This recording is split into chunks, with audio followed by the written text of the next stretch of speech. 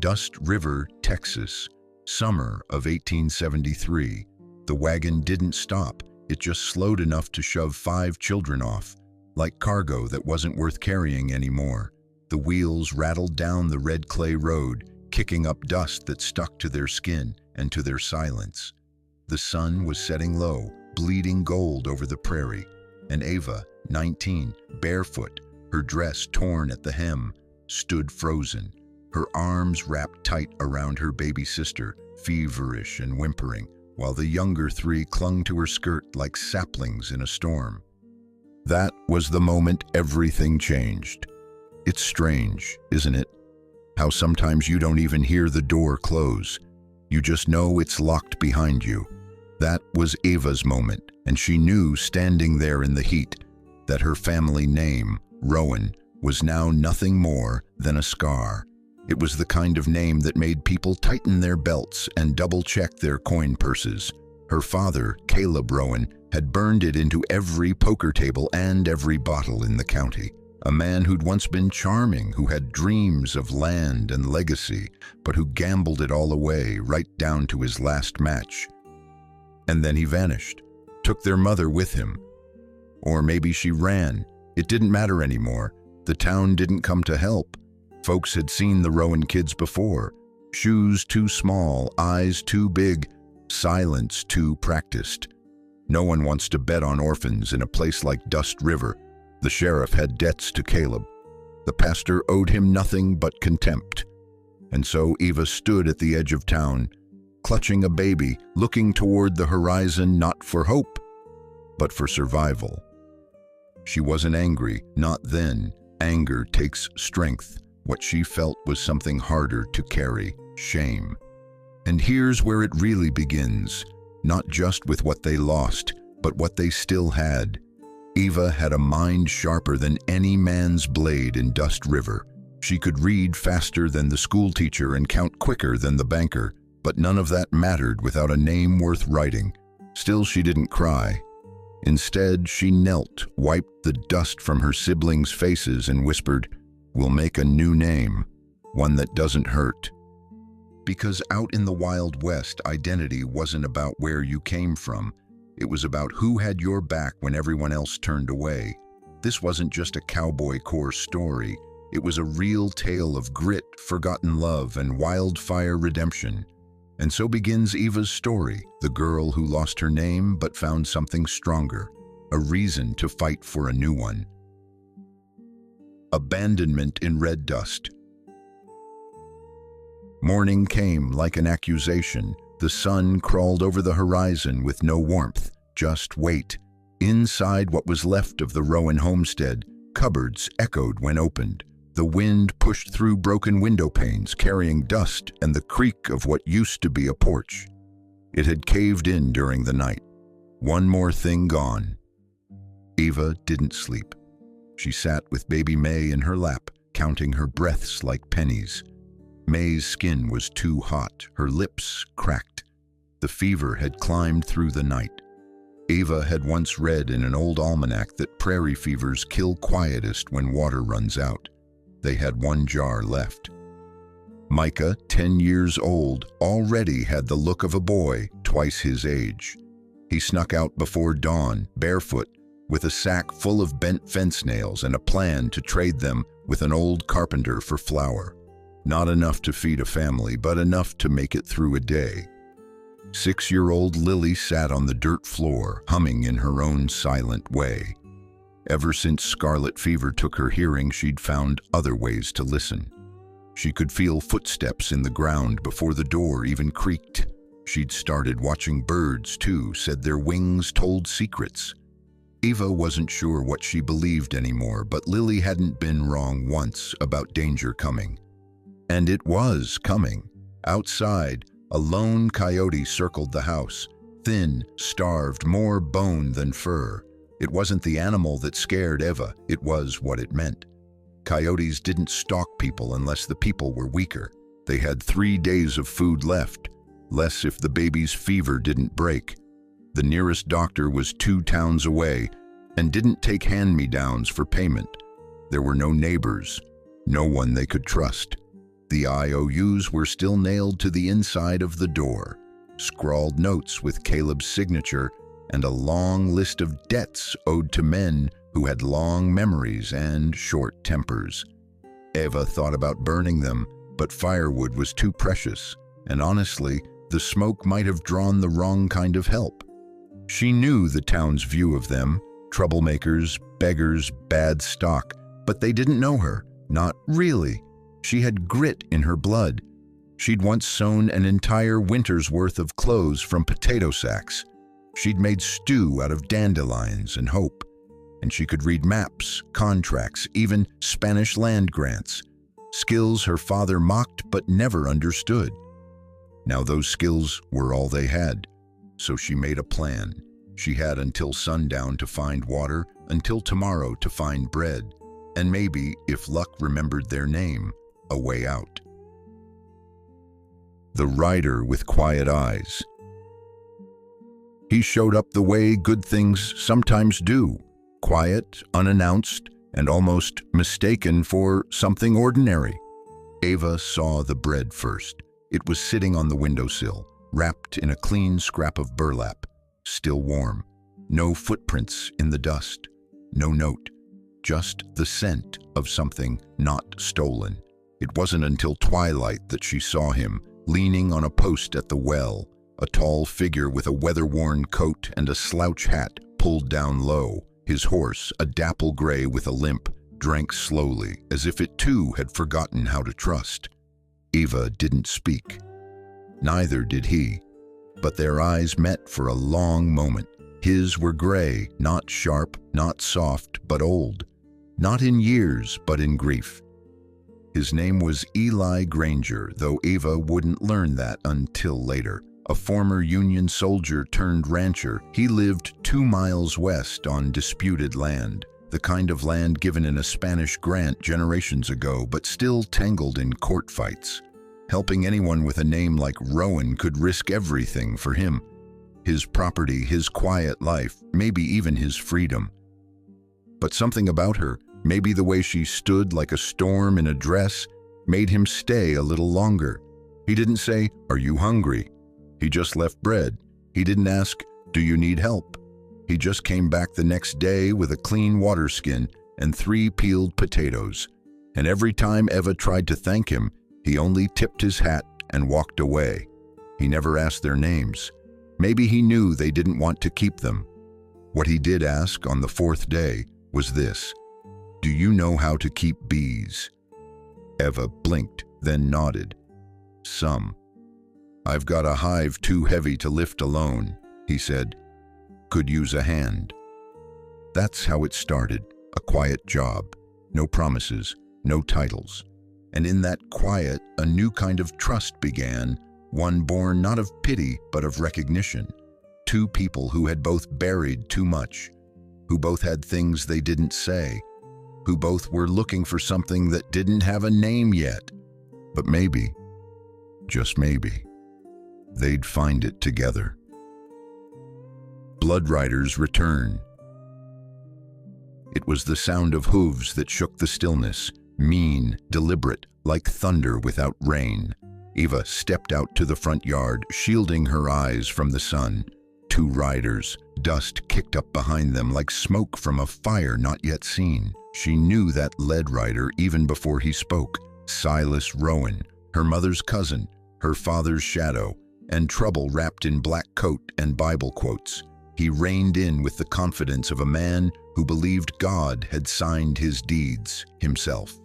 His son, Rafe, trailed behind. 15, tall, all elbows and hate. His smirk was half-curled like he knew more than he should. Silas swung down from his horse, boots hitting hard. He pulled a folded paper from his coat and waved it like a flag. "By grace and law," he said, "I'm the guardian of these children now." Eva stood straighter. "Who signed that?" "County clerk, man of scripture, same as me," Silas replied, tapping the handle of his pistol, a silver-plated colt nicknamed the Shepherd. Folks said he carried it to herd sinners back toward righteousness. More often it herded them into shallow graves.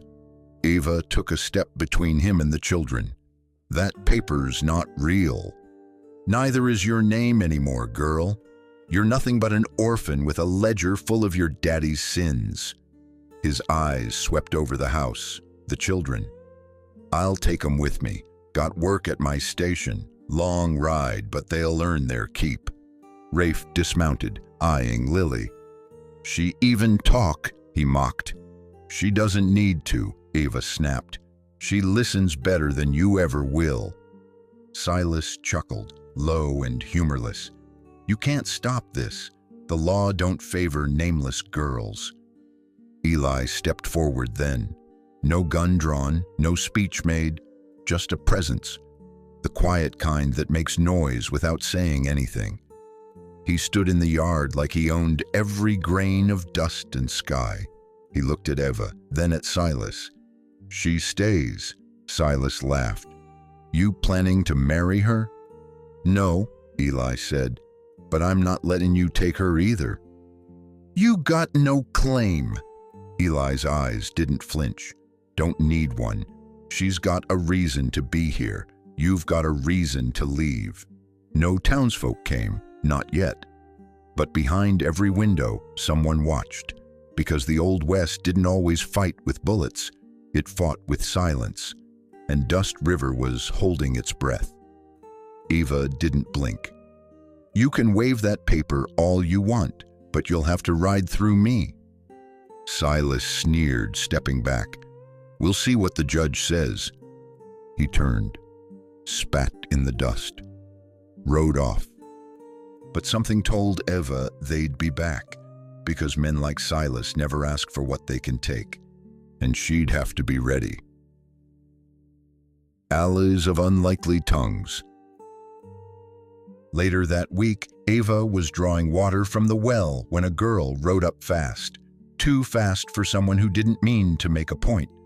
She was maybe 17, her horse lean but proud, and her clothes stitched from a dozen different ranches. She swung down in one motion and signed something with her hands, quick, precise. Eva blinked. The girl pointed to her chest and signed again. "Nettie." Eva pointed to Lily. Nettie lit up and signed something else, slower. Lily stared, then copied it. "Home." That was the moment something shifted. Nettie Quinn had lost her hearing 3 years ago during a lightning storm out by the canyon rim. The strike didn't take her life, just her sound.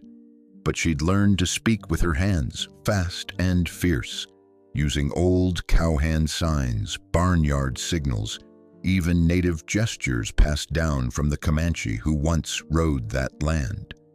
Eva watched as Lily learned 3 signs that morning: home, safe, me. And suddenly, the world looked a little more possible. Nettie didn't need much.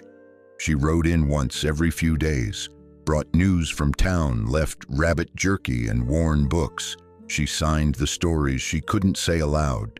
Stories of horses stolen and returned, of cows with names, of rain that smelled like old promises. But it was her bond with Lily that brought the most light.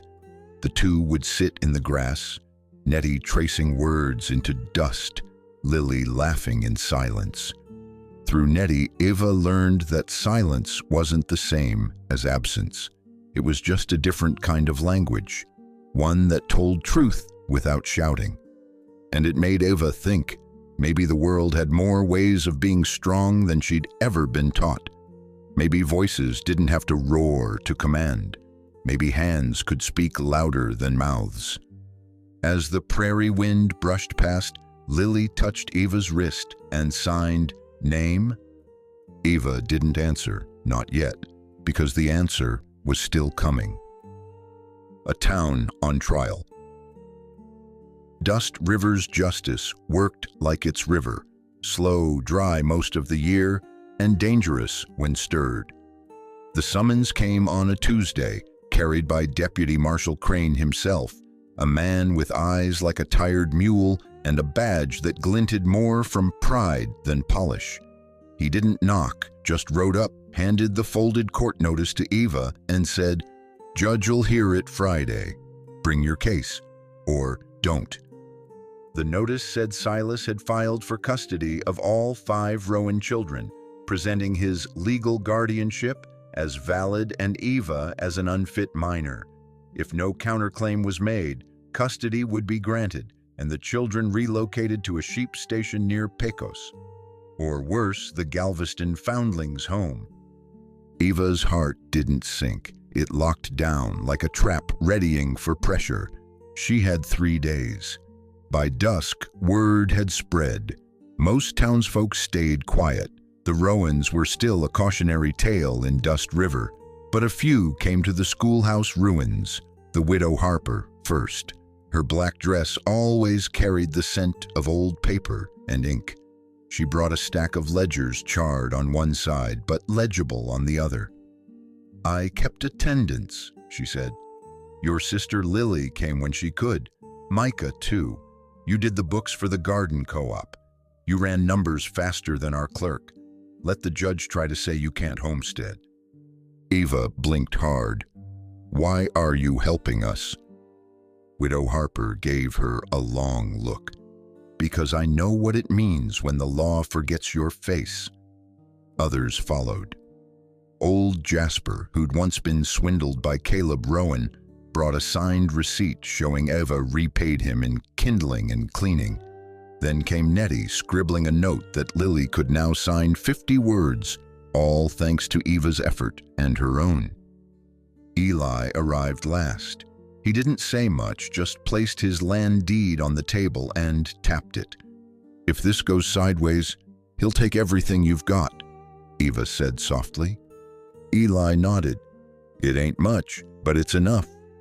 Friday arrived, hot and still. The courthouse was the size of a barn, but felt like a gallows.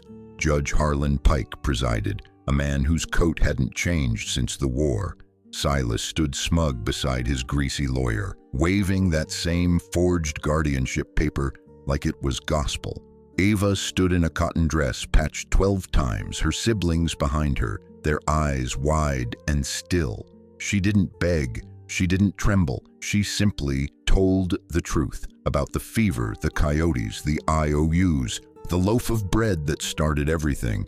And when the judge asked what she wanted, she didn't say safety. She said, "I want a chance, just one." Pike looked at her for a long time, then at Silas, then back. "Let's see who deserves these children," he muttered. "Let's see who burns." Fire and fever. They thought the fire would start small, but in Texas, nothing burns politely. It began just after midnight, flames licking the base of the rebuilt schoolhouse like fingers testing for weakness. By the time Eva smelled smoke, the grass had caught, and the wind was fanning the fire straight toward the barn, toward the children. Eva didn't scream. She grabbed a saddle blanket, threw it over her head, and bolted out barefoot, racing the flames across the yard. Inside, baby May was wailing. Lily sat frozen, rocking Micah, who'd curled around her like a shield. Eva scooped May into one arm and shoved the others out the back hatch. The heat made the air scream. Boards cracked and buckled like they'd been waiting to fall. She spotted Eli near the edge of the barn, pinned beneath a support beam, coughing blood. She dropped to her knees. "I can't lift it," he rasped. "Get the children out." Micah, shaking, grabbed a branding iron left by the forge. It was red hot, the handle already blistering, but he didn't let go. He wedged it under the beam and leaned all his weight into it. With a groan, the beam shifted. Just enough. Eli crawled out, coughing. Micah collapsed, cradling his seared hand. The iron clattered to the ground, its tip shaped like a crooked B, the Boone Ranch brand. It sizzled into the dirt like a promise. By morning, the barn was gone. The schoolhouse was ash. But the family, yes, family, stood alive. Silas claimed it was lightning, but everyone knew Dust River hadn't seen a storm in weeks. Eva stood in the ruin, soot streaking her face, her baby sister asleep in one arm, and she said, "They thought they'd erase us, but they just made us bolder." And the town listened. For once, They really listened. Showdown at sunrise. Sunrise in Dust River didn't just bring light, it brought reckoning. By the time the sun cracked open the sky, a crowd had gathered at the old school lot, standing among charred timber and scorched prayer books. No one spoke loud, but they came anyway. Farmers with sunburned necks, a blacksmith with soot still on his hands, store clerks, townswomen, even children clinging to skirts. The people of Dust River had always kept quiet when trouble passed. But today felt different. Silas Rowan arrived just after dawn, his coat pressed, his pistol holstered on his hip like a sermon waiting to be shouted. At his side, his son Rafe, lips curled in that familiar Rowan smirk, the kind that made your gut say trouble before your brain caught up. Silas held his forged guardianship paper like it was the word of God. "By legal right," he said, voice thick with theater, "I claim the Rowan children. Their father's blood is my blood, and a girl without land, without law, without husband cannot hold them." Eva stepped forward, hands steady but heart pounding like hooves in her chest. Her dress was patched, her face still marked from the smoke, but she stood like the ashes behind her weren't ruins, they were roots. She didn't argue, she didn't shout. She just looked to Widow Harper, who stepped up with a scorched tin box full of saved papers.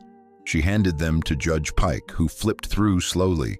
Inside, church ledgers, donation logs, a loan record showing Silas had borrowed funds from Dust River's schoolhouse fund, funds that were never returned. The signatures, forged, the dates, backed up by receipts from 3 witnesses who now stood in that very crowd. The judge looked at Silas, then to Eva. "Did you forge anything, miss?"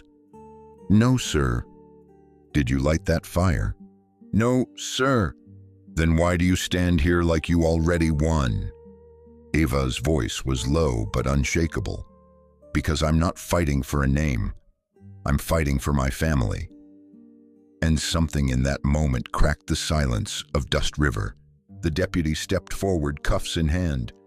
"Silas Rowan, you're under arrest for embezzlement, fraud, and suspected arson." The crowd parted like water. Rafe saw his father drop and panicked. He yanked the shepherd from its holster, hand trembling. He never got a shot off. Nettie, crouched behind a barrel, whipped a rock straight into his wrist. The pistol clattered useless in the dust. Rafe took off running, a trail of shame behind him. No one followed. Dust River had made its choice. Judge Pike turned to Eva. "You've got good people behind you, but you'll still need a surname to claim land. You want your father's back." Eva shook her head without pause. "No, sir." "Then what do you call yourself?" She looked to the branded iron in the dirt, the crooked B. "Boone," she said. "We're the Boones now." The naming ceremony. 2 weeks passed and Dust River changed in quiet ways, the kind of changes that happen after a long storm. Roofs mended in silence, fences built together instead of alone, and strangers nodding a little longer at one another in the street. At the far end of town, the old Boone barn stood taller than before, its new beams carved with initials MGLEGB, burned in with care. Inside, school benches lined up in rows, chalkboards painted fresh, and a row of handmade slates leaned neatly on a pine shelf. On the day of the dedication, the whole town showed up. It wasn't just about Eva anymore, it was about what she'd created. A place where children with no last name could learn their letters, where silence didn't mean isolation, where fire didn't end stories, it started them. Lily stood at the front of the room, chalk in hand, looking out at a crowd of 50. Her tiny fingers gripped the board. She turned, looked at Eva, then Nettie, then the crooked brand hung above the doorway, and then she wrote, "Lily Boone." The letters were uneven, but proud. She turned back to the room and smiled. a full, wide, unashamed smile. Micah followed. His hand was still healing, a bandage wrapped tight. But he took the chalk and wrote next, Micah Boone. Then came the others, children from down the road, students who had never been allowed into a schoolhouse before. One by one, they chalked their names with Boone beside them, a name that didn't come from blood, but from choice. Eli stood near the doorway, watching it all with that quiet stillness he wore like armor, a man who had lost too much to believe in miracles, but somehow found himself at the heart of one. Ava stood before the crowd, her own chalk shaking slightly. She hadn't spoken much since the fire, not because she didn't have words, but because she was waiting for the right ones. She wrote her name last. Eva Granger Boone. Gasps echoed soft through the barn. The name didn't just sound strong, it sounded earned. And then the potluck began. Plates of smoked meat, molasses bread, butter beans, and sweet potatoes lined the tables. But the first thing gone, completely gone, was Eva's cinnamon prickly pear biscuits. Everyone asked for the recipe. She just smiled and said, "You have to survive a fire first." No one laughed. They just nodded, because they understood. This wasn't just a school, it was a rebirth, and the Boone name, it meant something now. Connecting the dots. In the years to come, no one remembered the exact day the town changed. They just knew it had. They remembered the smell of ash turning into the smell of baking bread. They remembered the crooked bee hanging above the schoolhouse door. They remembered the day a deaf girl taught the town to listen. And they remembered a girl with no surname standing before a judge with 5 siblings at her side and daring to say, "We'll make our own." Ava Boone's story traveled beyond Dust River. Ranchers told it around campfires. School teachers mentioned her in quiet tones when students misbehaved. Even TikTok videos today, years and centuries later, bring the story back with cowboy core montages and Western folk soundtracks. But none of that captures the heart of it. What mattered was that Ava rewrote what it meant to belong. She took a name once soaked in shame and replaced it with one built from grit, kindness, and loyalty. She didn't wait for someone to save her. She became the one who did the saving. And if you're still here, if this tale stuck to your ribs like good cornbread, it's because something in you recognizes her story. Maybe you carry a name that others gave you. Maybe you're trying to outrun your past.